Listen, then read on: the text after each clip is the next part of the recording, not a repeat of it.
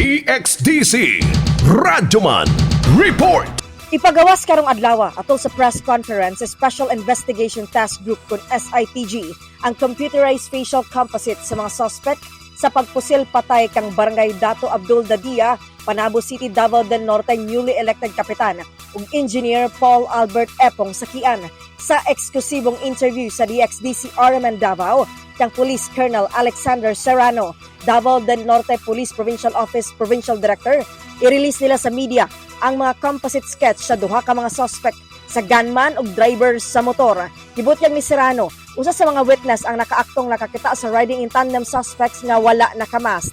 Dili pa maestablisar sa SITG Sakian kung election-related incident kung ERI ang pagpatay sa elected barangay chairman ug wala pag matumbok nga motibo sa murder case. We are given 10 days after the incident to validate whether it is ERI o non-ERI.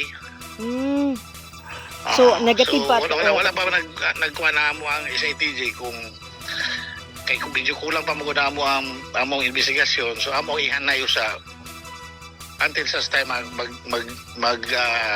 come up mi og among validation nga non-ERI ba ni or ERI. Sa pagkaginabi sa provincial director sa partner ug sa pamilya sa biktima, wala kini hulga sa kinabuhi sa wala pa mahitabo ang shooting incident. Kasama mo sa balita ug serbisyo publiko, Radyoman Aimee Ginita, Tatak RMN. RMN News, Diretso Balitang Metro Davao.